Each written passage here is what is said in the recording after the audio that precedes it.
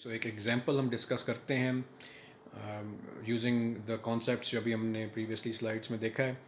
और अगर पेपर में क्वेश्चन आता है इनमें से किसी भी फोरकास्टिंग टेक्निक के बारे में तो इसी तरह का सवाल आपको आएगा like you see in the table.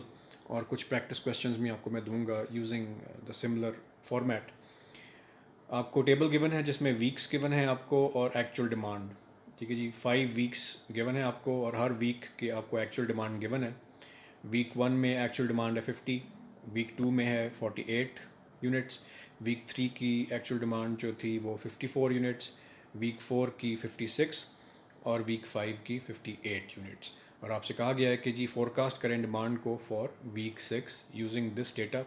और इसी डेटा को हम इस्तेमाल करेंगे जो डिफरेंट टेक्निक्स हमने डिस्कस किए हैं। हर टेक्निक को हम इस डेटा पे अप्लाई करते हैं। सबसे पहले है जी नाइव फोरकास्टिंग, जिसमें सिंपली आइडिया क्या होता है, फोरकास्ट जो होगा 6th वीक का, it will be the actual demand for previous period जो कि वीक 5 है। तो हम देख सकते हैं टेबल में कि वीक 5 की जो एक्चुअल डिमांड है वो 58 यूनिट्स है।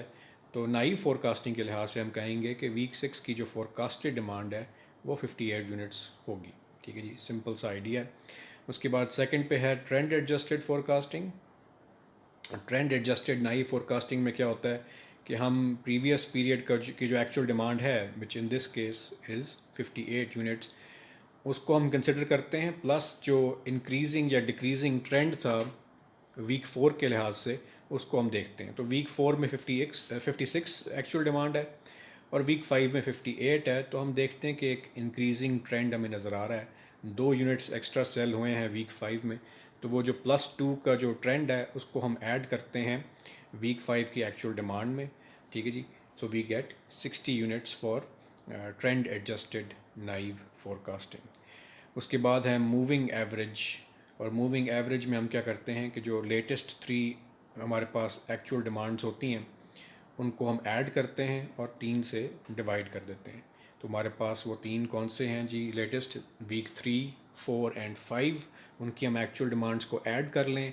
54 जो है डिमांड वो वीक 3 की है, प्लस 56 वीक 4 की डिमांड और 58 यूनिट्स वीक 5 की। Add them up divide by 3 is equal to 56 units forecasted demand for week 6 moving average के लिहाज से। और आखिर में है जी वेटेड मूविंग एवरेज, जिसके अंदर वेट्स वही हैं जो कि प्रीवियसली हमने एग्जांपल में डिस्कस किए थे और आपको सवाल में गिवन होंगे ये वेट्स। सबसे बड़ा वेट है 0.4, उसके बाद है 0.3, 0.2 और फिर 0.1। तो ये 4 वेट्स हैं, इसलिए हमें 4 हफ्तों के लिहाज से कैलकुलेशन करनी होगी। जो सबसे बड़ा वेट है हमने हमेशा सबसे रीसेंट डिमांड को वो वेट असाइन करना है विच इज़ वीक 5 डिमांड जो कि एक्चुअल डिमांड 58 है। सो 0.4 जो है वो मल्टीप्लाई होगा 58 यूनिट्स के साथ। उसके बाद वो प्लस होगा 0.3 के साथ, 0.3 मल्टीप्लाइड बाय वीक 4 की जो डिमांड है 56, plus 0.2 multiplied by week 3 demand which is 54, plus 0.1 which is multiplied with week 2 demand जो कि 48 है।